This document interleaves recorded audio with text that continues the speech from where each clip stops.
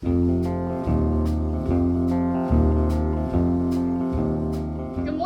morning. I'm Amanda. I'm Peggy. And you are tuned into the Junction FIber Mill Millcast. The Millcast. Welcome. So, it's another day. Man, I feel like time's flying. Yeah, I cannot believe the holidays are like gonna be a week and a half from now Yeah. or something like that. There's so much shopping I haven't done. I feel like summer should still be coming. I don't know, Yeah, especially since having the kids, it's been like a wacky timeline. Yeah, I just feel it's flying. But I have to say, I had a terrific weekend. I'm going to just jump in. I'm one of 6 kids, and we all gathered. Wait, remind us where you are in the mix. I am the oldest girl. Okay. But I'm number 3. I have 2 older brothers, and then myself, and then my sister Eileen. And then my sister Liza and my brother Phil. But my mom had 4 kids in 5 years. Quick story. One day when I was on a college break, I'm talking to my mom and I go, Mom, 4 kids in 5 years. How did you even do that? And she said, well, there were days where I went to bed just so damn grateful there were only 24 hours in the day. And I'm like, oh my God, my mom was a brilliant woman. But anyway, we all get along. You know, I think there's 16 grandkids in the crowd. My mom and dad are no longer with us. But it was just my siblings and their partners. So there were 11 of us. And, you know, some were traveling from Maine, New York, upstate New York, and down. And everybody arrived Saturday afternoon. It was sort of potluck. My brother John, who lives in Maine, brought like wickedly fresh swordfish, and my brother Jim is way into wine. Anyway, everybody brought something, and I had fun setting up the dining room table, and we just had a blast. And it's sort of an annual thing for you guys? It's become an annual thing, yeah. And it concluded with a raucous game of charades. So you know, fun. Seeing people in their 60s, 50s, 60s, and 70s playing charades is kind of hilarious. And then you know, we slept in a bit, and then all had breakfast and continued to gab. It was a really, really special time. And we all agreed there's a lot of families that people don't get along well or whatever, and we feel very blessed. So yeah, my mom and dad would be, I'm going to get the glum. My mom and dad would be absolutely over the moon to know that the 6 of us look out for each other and enjoy each other's company. It was my mom's main goal that would happen. So you did it, Mom. Impressive. Yeah. How about your weekend? My weekend was great. We did some Christmassy things. Actually, good. I'll start with the top. Swim lessons. We did our first family swim lessons on Saturday morning. How fun. It was so fun. I was just going to register Maeve because it's about time. She's, going to be 3 next year. Yeah. And so they do the parent and me thing. But as I went to register, I noticed the age is like 6 months to 3 or whatever. Yeah. So I was like, Lewis is going to. So it was, 1 parent to 1 kid. Yeah, and sure. You just sort of paddle around and do stuff, and that was great. Then where did you do it? The UVAC, the Upper Valley Aquatic Center. Fantastic. It was awesome. So we're just committing to 3 weeks right now, but then we'll see how it goes. But that felt fun, and then we went and got our Christmas tree. Lewis slept in the car, and I hung out with him. But Maeve and Cody got the Christmas tree. And the anecdote I will share is she was not very interactive with the process of picking out the tree and cutting it down. Yeah. Except Cody was like, Maeve, what about this one? And she just apparently stone-faced looked at him and said, cut it down. So it was very sweet. That's good. But yeah, we had a lovely weekend. I wrote a note. Oh, I do have a photo to share. We took our Christmas card photo. Oh, very good. We feel really ahead of the game that we got it done ahead of December 8th when we did it. So we got our Christmas cards all ordered. And so we did our Christmas cards, and I used a different, I've always used, I think, Snapfish, and somewhere I heard about, from Wirecutter, this other one, I went in and ordered the card. I get an email from a woman, I don't know, somewhere in Pennsylvania saying, I have your Christmas cards. I said, are you kidding me? She goes, do you have mine? What? Right, so they sent them to the wrong family. I thought it was someone from the company. I was no, our Christmas cards got sent to this other family. So the next morning, I get a box. I go, so now I've got hers. No, it's a whole nother. It's a third family. This is a conspiracy to make you make friends. Yeah, well, we're all looking out for each other, but I mean, honest to God, I think the whole. Oh my goodness! I don't know how many orders are screwed up, but I know of 3. Yikes. Well, we use Shutterfly, so fingers crossed. They've got it figured out. Yeah. Fingers crossed. But no, that was great. And yeah, so Back into the work week Yeah. today. I'm a little tired, if you couldn't tell. Just Lewis is still battling ear infections, so Really? he's just still a baby, so they famously do not sleep through the night ever. So anyways. Sorry but about that. it is what it is. It's life right now. But we have a very exciting thing. Yeah. A little pick me up to share. You're about to discover a significant weakness / craving / passion. Not a weakness at all, folks. Okay. I knew and that. I'm going a strength. And strength, that is chocolate. Yes. All right. Why are we talking to you about chocolate? Well, because it's fun, and we decided and it's the season. Yeah. Is there not there's no season that isn't for chocolate. Come on. Okay. I'm not as my sister Eileen is way into chocolate like you are. A bag of Fritos. Well, but anyway, I love chocolate, and I love, like, I'm gonna call it like chocolate. Like, give me the dark stuff. I'm gonna call it real chocolate. Please don't hate me for that, folks. Yeah. No, but the stuff that's like more, I love the taste of chocolate rather than the taste of. I'm not like a huge sugar person, actually. Believe it or not.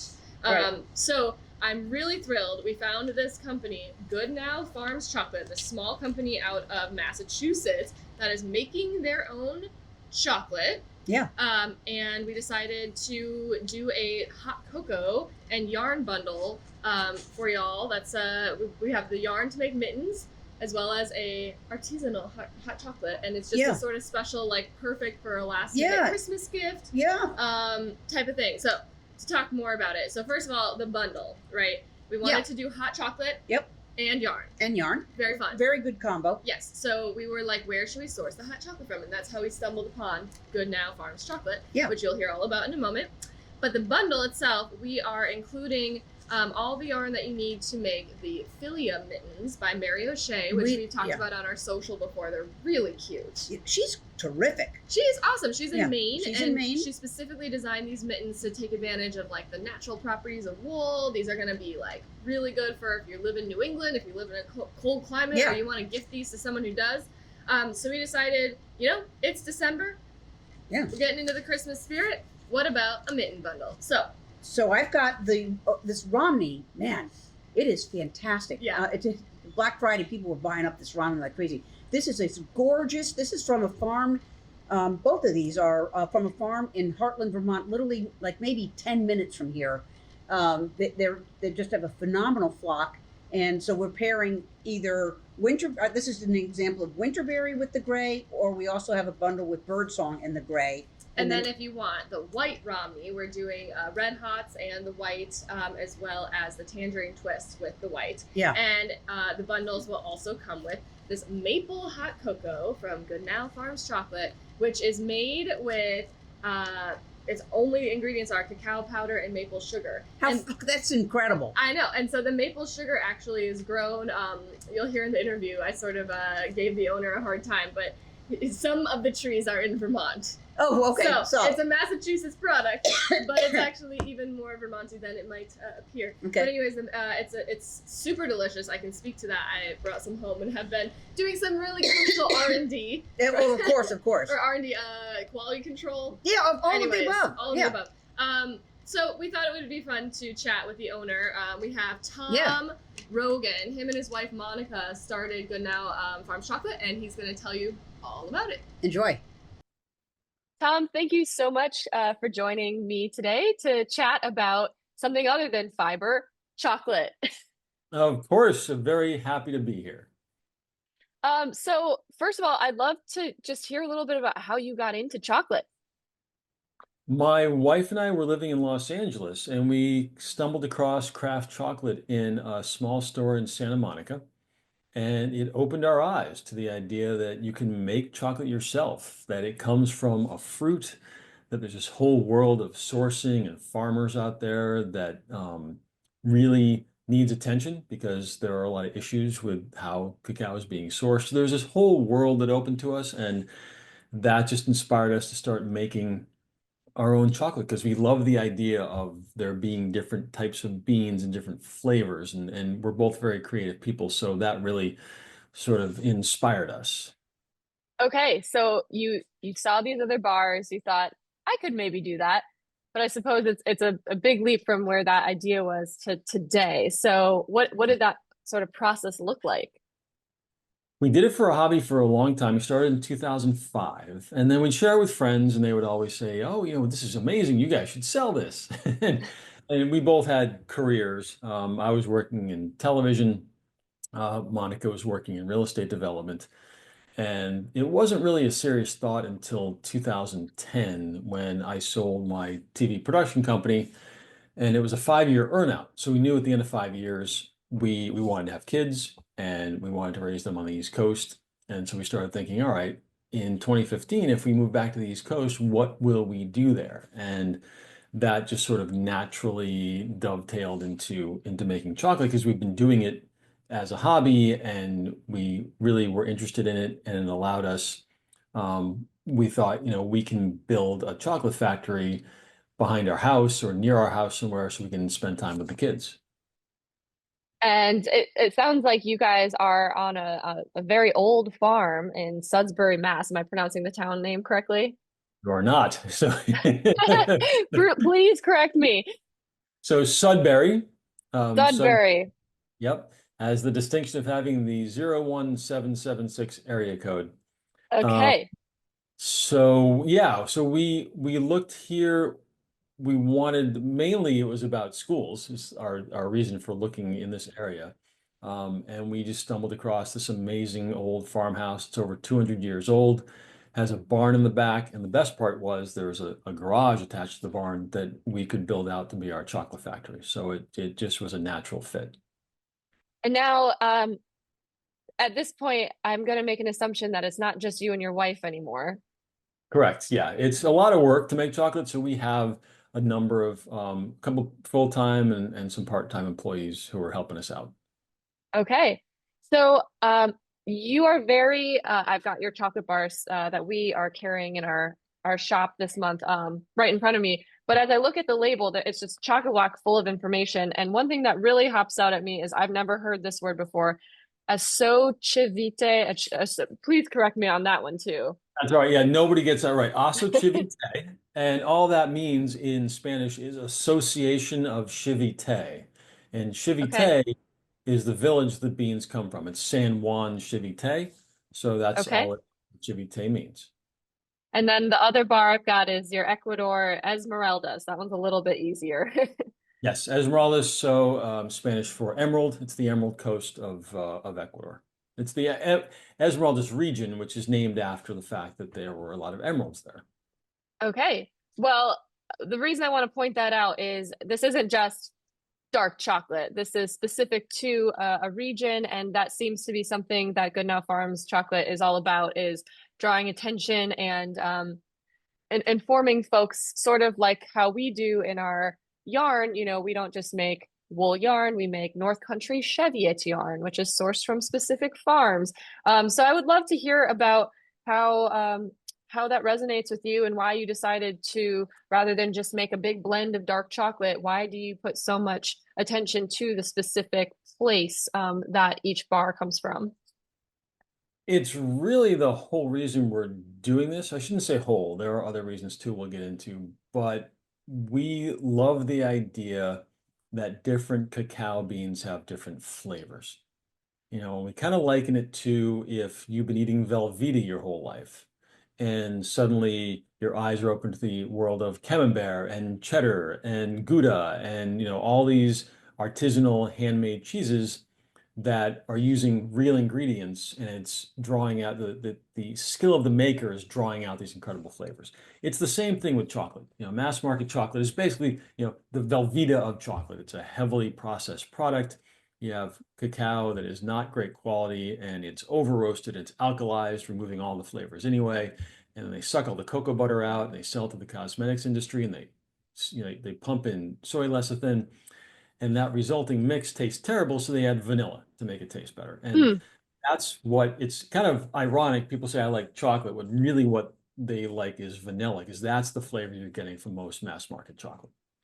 Hmm. So we love the idea of doing what's called single origin chocolate, which is getting cacao from a specific farm or region because that cacao has a certain genetic type or combination of types that lends itself to a particular flavor. And the farm in that region or the group of farms in that region has a particular way they approach the post-harvest process, which is really complicated with cacao. It isn't as simple as just picking a cacao pod and then shipping it up here to make chocolate. You have to get those beans and ferment and dry them there. That whole process, which the farmers have to do, requires a lot of skill, and that makes a big difference with how the final flavors of the cacao.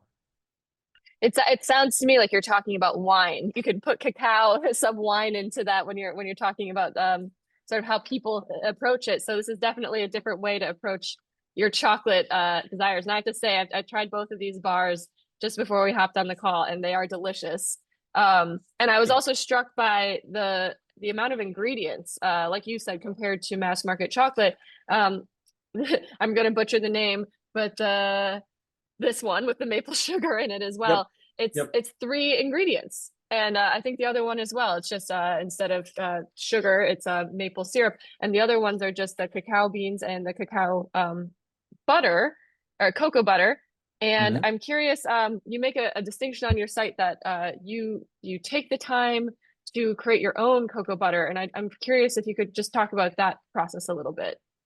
Yeah, that's something we do that almost nobody else does, and it's really important. And we decided to do that early on because it made such a difference in flavor. It's a really expensive and time-consuming process. But the reason it makes a difference is because if you look at bars that are on the on store shelves, mass market, that cocoa butter is almost always deodorized cocoa butter. So it's kind of a flavorless, waxy substance they're adding to the bars. So at best, you're diluting your flavor. At worst, you're adding off flavors because cocoa butter is notorious for absorbing other flavors. We tried that. We didn't like that result. We have a really, really flavorful, high quality beans. We work directly with the farmers to make sure those flavors are really distinct. And then this was diluting it. So what we do is take the same beans we use to make the chocolate, like if it's the Assachivitate beans, a couple weeks before we make that chocolate, we'll actually press cocoa butter from those beans. So that cocoa butter retains the flavors of those beans. So when you add it to the chocolate, it enhances the flavor of the chocolate because it's a fat. It helps translate flavor to your tongue. So it not only makes the chocolate intensely flavorful, but makes it really smooth too. It has a really creamy mouthfeel. Yeah, I can say it was delicious. I'm a chocolate lover, and I really love this stuff. It's delicious. Um, from a processing side of things, I'm curious how people are going to ask, how long does it take to make a chocolate bar? That's a bit of a difficult question to answer because it's for us, just because of the way that we have to, how do I answer that? So about a month is Okay. the easy answer. So what we'll do is, the first week we will sort the beans. That takes some time. You have to get rid of any beans that are too small to roast or broken beans. And then we have to roast the beans. So we roast and winnow them. So that we set aside a week for that. So that's roasting is a really important process because that's where you really draw out flavors. And we do a lot of roast profiles, a lot of testing to see what that exact roast profile is going to be for each bean. I think a lot of people tend to over roast cacao because if you're not going for that single origin flavor, it's just really easy just over roast it and be done. But we really want to draw the flavors out. So that takes time. And then winnowing, which is removing the shells, also takes time. And then we have to make sure we have our cocoa butter pressed, which takes some time as well. And then the week we actually make the chocolate, we put the nibs, which is the meat of the beans, in the grinders. We use big stone grinders. And there's a lot of ways you can grind and conch chocolate, but we like these because we feel like they have the best flavor control. So it takes about 5 days straight, 24 hours a day, for us to not only grind it to refine it so the particles are small enough that the bar is really smooth in your mouth, but it's also doing a process called conching, which is aerating the chocolate, and it's causing a lot of those different flavor compounds. There's over 500 different flavor precursors, flavor compounds in cacao that combine in different ways with different amounts of heat and time and pressure to create different flavors. So that process is also happening in those grinders during the course of those 5 days. And we spend a lot of time also doing a lot of test conches and figuring out what's the right temperature and time for these particular beans. If you conch for too long, you can lose all your flavor. Not enough, it's very sharp, acidic, flavors aren't developed. So spend a lot of time doing that. And then after it's done, we have to mold it, we have to temper it and mold it into the bars, which also takes about a week. So the whole process is very time consuming, which is one of the Yeah, reasons, and these bars cost more than your typical off the shelf grocery store bar. yeah, so and like I mentioned before, I think the treatment that it seems like you guys are applying to your chocolate making is it does cost more. You almost have to be in the mindset of, fine coffee, fine wine, these sorts of things that we're starting to get used to. The prices being higher than sort of the conventional mass market, if you want that special quality that you were speaking to. And then what I appreciate too is even down to you mentioned people are hand packaging these as well, and I notice all your packaging seems to be eco-friendly and informative too. So it's a classy product, I would say. Well, thank you very much. Yeah, we're going Yeah. for all of that. I mean, from treating the farmers, we pay them far more than, commodity prices for the cacao. We work directly with them to make sure that, labor conditions are fair and everything all along the line. We want to make sure that there's some sustainability there, there's some equity there, and that goes through the entire process. Great. I just want to shift gears slightly to your hot cocoa line, which you have many varieties on your website as well. We're going to offer a yarn bundle with the maple hot cocoa because it's felt like the most Vermonty, even though you're using Massachusetts maple. But I'm curious how this differs from your bars and what this is like in your business. Yeah, so the great thing about so actually the guy who makes this maple sugar, some of the trees he taps are actually over the border in Vermont. So Okay, you heard it, folks. This is kind of Vermonty. a little bit, a little bit. So the maple for this, so the hot cocoa is a product that is really unique to us as well because again, most hot cocoa it's from large chocolate companies because they have the equipment to do this, and it's hmm alkalized. Almost all of it's alkalized. If you look in the back of a chocolate bar or hot cocoa, it's going to say processed with alkali or alkalized. And what does Um, that mean? What does that do? so what it does is it removes all the natural cacao flavor because if they're making this monotone product, you want a Kit Kat to taste the same every time. So hmm remove all the natural cacao flavor. It neutralizes the pH, which for them, and again, a giant industrial process, you want it to be the same every time. Also, one other negative side effect is it reduces significantly the healthy polyphenols that are in cacao. So people talk hmm about dark chocolate being healthy. It's really only healthy if you don't have alkalized cacao. Hmm. Okay. So if you're looking for the great thing about our hot cocoa is we make it all here ourselves. We can only do that because we press our own cocoa butter. So once we press the cocoa butter out, put it in the chocolate, we are left with the cocoa solids, which is the powder. And so we Oh, that okay. and we grind it up and we make single origin hot cocoa. So not alkalized and it retains the flavor of the beans that it's made from. So our El Carmen hot cocoa tastes different than our Esmeralda's hot cocoa. And for the Oh my maple, gosh.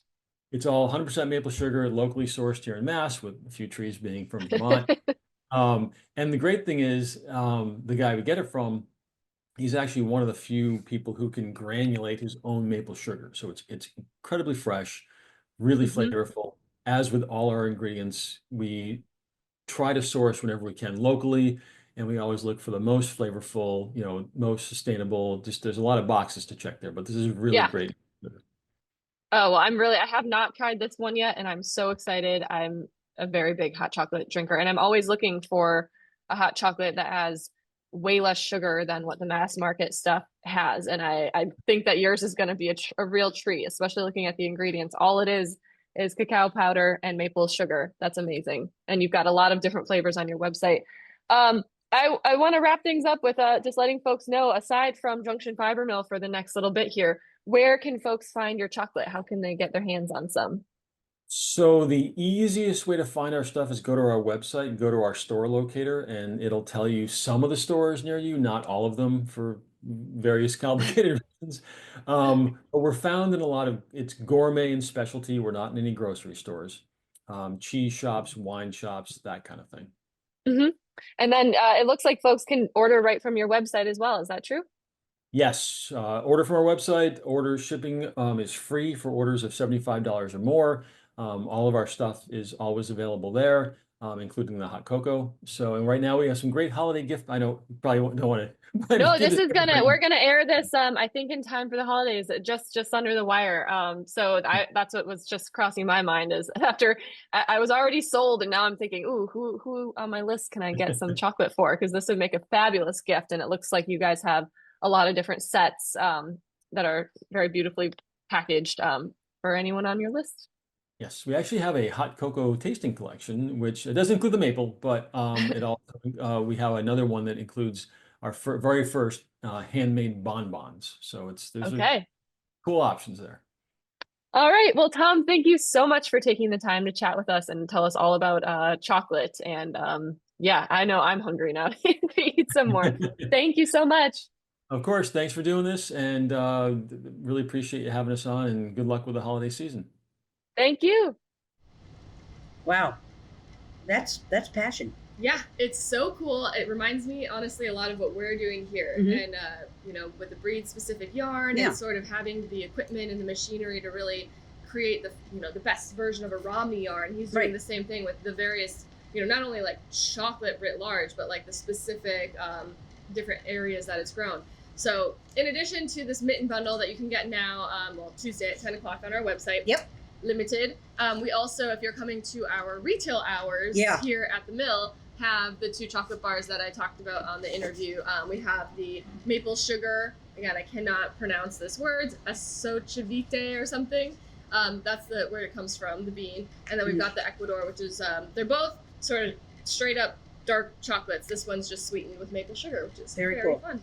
Very cool. Yes. And again, I can attest, I've been slowly munching my way through this. Right. It's the good stuff. Well, honestly, it's the best chocolate I've ever tasted. I'm not just saying that. This is like, it's very expensive, but it's very different than chocolate you would have had access to probably at the grocery store. Very cool. All right. Very cool. Okay. Very good. Well, I think a mitten bundle it's the right time of year for I know. I want to make those mittens. I'm so excited. We should mention, and I think it says so on the site too, mittens with making tracks is an interesting one.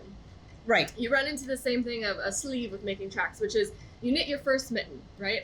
And let's say you're doing winterberry, and maybe you start with some green, and then it switches to pink or whatever, and then you finish your mitten, you bind off, it's pink. Well, your next mitten's probably starting with pink and moving to green, so you're going to have a little bit of mismatched mitten situation. Yeah. We think it's fun. Yeah, but you got to know that. That's what you're getting into. Yeah. But if you cake it, you can take a look at what the end is and play around a little. And so some people in the photo that you'll see, I'll pull it up again here from Mary O'Shea, of the making tracks that she used for like testing the pattern. Right. I don't know how she did it, meticulously made them match. And some people do, and I'm very impressed by you all that make your sleeves and your socks and your mittens match. But it doesn't have to match. I don't think so. I don't think so.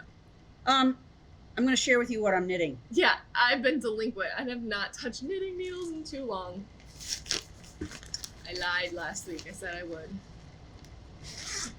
I can't wait to see. Oh no. Oh no. Oh no. This, you hate to see it, folks. I have never done this before. All right, pull it. Push it. That's what I'm knitting. I took my Dustland sweater. I had a good almost 8 inches. And we saw it. Yeah, and we appreciated it. And I just decided it's going to be too big, and I want it to fit my son-in-law well, so I'm going to... love this son-in-law. Oh, I love both my son-in-laws, and I just couldn't stand... I just didn't want it to be wrong, so I tore it all out. I'm going to do it on go down a needle size and start over. Oh, I'm so sorry. It's the amount of hours. Pour one out for the Dustland, folks. Oh, man. You need some hot chocolate. That's it. Get me some hot chocolate and sit by the fire. Put some bourbon in it. Oh, then I'll really screw it up. Yeah, yeah. Okay. So that's what I'm knitting. I'm so sorry. Yeah. I'll tell you, it was hours and hours of knitting, and it took 15 minutes to tear it all out. That was any part of you enjoying the tearing out process? No. Okay. No, I actually left my body. I did not want to think. I was watching TV, pulling it out because I did not want to look at going. Yeah, that's all right. Yeah. It happens. Grow up, Peg. It's I would not. I think there's something zen about that whole thing of like why do we knitting is an interesting one because you do end up with a finished object, right? Yep. You do end up with a sweater and it goes on to have this life. But I would say most knitters that I've talked to, it's the act of the knitting. Oh, absolutely. That is the enjoyable process. So it's almost like it shouldn't matter about doing what you did, but it Right. also it's like, ooh, Right. you want to be that much closer. Right. You do want to see that progress, and you do Yeah. want to have that sweater. Yeah, our good friend John Crane, that was his message to me about knitting. He's just a phenomenal knitter. Took it up when he retired, and he had said, I don't knit for the final product. I knit because I enjoy the process of knitting. And I always try to, listen to John in my head going, it's okay that you're tearing it out. I always think there's like the two different brains about the, you've got the project manager that's like picking the patterns, like doing the cast on, whatever. And then you have the other brain of just like, I'm sitting here and doing one stitch after another. Yep. And I definitely highly prefer that second one, the like one stitch after the another. other. But you can't, you don't know what, you can't pick your path without, thinking things You got to do both. Yeah. Yeah. And we wanted to share with you, we've got a great group of people here. Oh my God, yeah. And we're so thankful. It's ridiculous. Yeah. Oh my anyway, gosh. we wanted for the holidays to do something a little different. And so we all gathered. We, basically said, all right, Mill's going to be shut down on a Thursday. And we're all going to go out to an early lunch. And then we gathered at this really fabulous, I'm going to call it shed. It's a farm. It's a farm. That has Riverview Farm in Plainfield, New Hampshire, and they have for the season wreath making classes, and so we had a private wreath making class. It was such an awesome idea. Yeah, I had never done it before, but you were they've been doing it now for several years, and I took one of their very early classes. You were the alumni. Yeah, and we all had a good time. Yeah, it was so a here's nice some way photos of the crew. Nice way to celebrate the holidays. And what's fun is I get to see that wreath every day. It's on my front door. Yeah, and same. think about like, oh, the gratitude I have for the team. And I deliberately don't look at the flaws because I got better with the bundles. You kind of do sections. Yeah, it was fun to learn, and now I'm like, I could make wreaths all the time. Well, and then when you go for walks in the woods and all, you go, oh, that would dry lovely. Yeah, then you need to get yourself like a pack basket. Right, and do the collecting. Throw in some stuff in there. Oh man, yeah, that was so fun. It was good. Yeah, great idea, Peg. Well, we've got a couple of events coming up this week. Yeah, so today's Tuesday, but this coming Friday, we're bringing back our open house. 3 to 5. Come share the holiday spirit with us. 3 to 5, open house tours if you're interested. Let's get some Christmas cookies for that. That'd be That's fun. a great idea. Yeah. And a little Christmas music, holiday music. Yeah. And then the next day, it's been, I think people have appreciated, local folks in the area, that we'll have retail hours from 10 to 1 on Saturday as well. Yep, and you can get your get your chocolate. Get your chocolate. Yeah. All right. So back into Monday. Back into the work hall. Oh my goodness. Hey, all right. Take care. Take care. Bye.